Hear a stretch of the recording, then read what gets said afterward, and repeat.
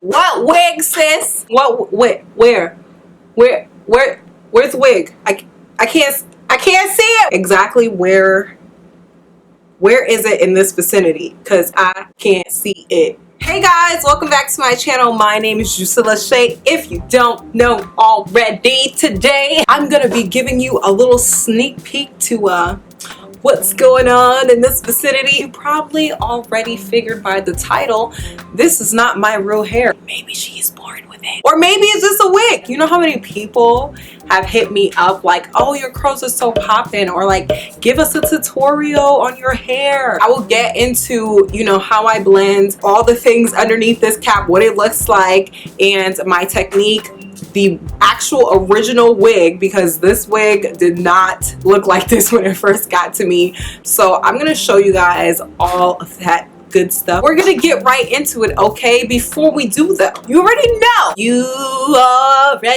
know what the deal is. You gotta subscribe to my channel. You gotta help a girl out, all right? If you come to the party, you gotta bring a plate, okay? You gotta bring a dish, not casserole, but anything else. So please help your girl out, okay? Hit that red subscribe button, and while you're at it, just go ahead and hit that bell notification so that you will always be up to date on my newest uploads. All right, guys, I think I've said enough. Let's get started. All right. So guys, first things first, this wig is the FreeTress overpart crochet wig in the style Water Wave, and I got it in the color 1B.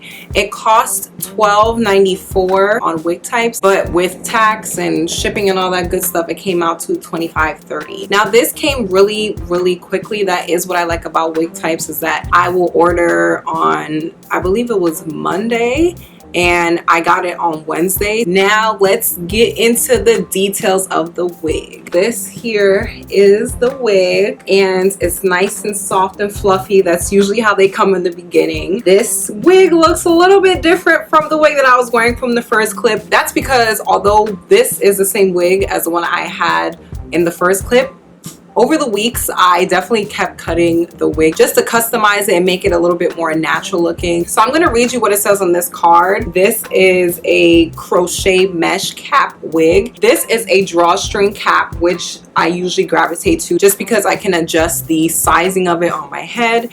And this does come with combs on the inside, 7 whole combs, which I really appreciate, because when it comes to half wigs and overpart wigs, they need to have more combs because they need more stability and they need more grip on the head compared to like a lace front wig, for example. So as I said, this is the original wig. It comes to about that length on my back. So now let's get into what I usually have underneath my wigs. So as you can see, my hair right now is in cornrows. For the most part, all this is in cornrows. As you can also see, they're not perfect, and they don't have to be. The whole point of this is just, you know, keep your hair washed, conditioned, and flat so that your wig can lay nice and flat. You really don't need to know how to cornrow. You can flat twist if you want to. You can regular braid if you want to. Just make sure that it's pulled back in a way that makes your hair flat. So this whole part is cornrow, and the reason why I have flat twist specifically on this side is because this is the part that's going to be showing. This is the leave out. I'll just put it on and show you guys. So I start off with adjusting the cap. I'm just going to make that nice and tight, and then I'm going to put it on from the back first. Oh, and before I put it on, you guys may be wondering why I'm not using a wig cap. For the most part, I do use a wig cap, but sometimes I don't, because when it comes to half wigs, overpart wigs, U-part wigs, a lot of times my cap slips off because it's not on the full head. So a lot of times it likes to slip back, and then by the time I take off my wig, it's like literally all the way back here. So yeah. In go the combs. Comb 1, comb 2. I've decided to do a side part. When I first bought this wig, I wore it in the middle, so I had a middle part. Because I already did that for like 2 weeks, I decided to switch it up and do a side part. Which I like about these wigs is like, you can switch up your styles. You're not limited to one style. I'm gonna take this front comb, stick it in here, and sometimes there is quite a bit of pull, so I just adjust the combs here so that it's not pulling on my hair. You don't want that pull, because trust me, it gets super uncomfortable, especially when you're wearing it all day And then here's this comb, which I'm gonna put back here. This comb, which I'm gonna put right here. You can add extra pins to wigs like this. I sure do, because you just never know. Like, babies like to grab on hair. The wind just blows too hard. You don't need your wig flying across like the whole block. So annoying. Make sure that the wig is secured, honey. So now I'm going to undo my twist. Either a flat twist or like a roller set usually blends in the best with this. It blends pretty decently with this kind of curl, especially with the color. So the little trick that I use, guys, to blend this with this hair is I will twist up the hair with the wig hair. So clearly this kind of sticks out more than the wig hair. So I'll like take this and the closest piece and I'll like lightly twist it, like very, very lightly twist it because it's curly hair anyway.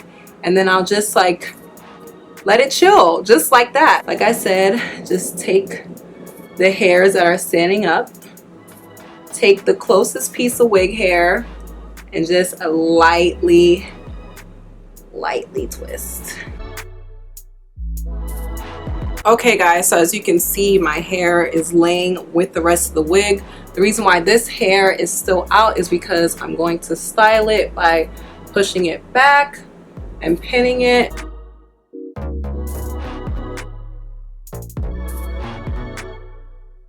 Alright guys, so here is the final look, and as you can see, no track in sight, just all natural hair. Now at this point I usually just fix up my curls and play around with them. So the reason why I prefer synthetic wigs is because of the whole convenience factor. I just already have to maintain my natural hair. So the reason why I get wigs is because I don't feel like doing my natural hair. These curly wigs, they look super natural after you've worn them for so long and they get all puffy and they get all frizzy. For me, I like that stuff because I'm like, this looks more like my real hair than like this, for example. So in order to maintain this fresh wig, I always have to make sure that the twist out over here is always fresh. Like I always do it every night. But when it gets to the point where it gets like super puffy and all that stuff, I like don't have to maintain this leave out as much because it blends in with my puffy hair already. I will wear a wig for like 3 weeks max and I throw it away. I'm tired of it. Like by the time the 3 weeks is up, I'm happy to be getting rid of it. I just want to do a new hairstyle all the time. So as you can see, this wig is slightly layered. I think that's why I actually originally started cutting it, because I'm like, it's just so layered up here and then this part is so long. So I started off like cutting this, like a little bit of this to look more natural.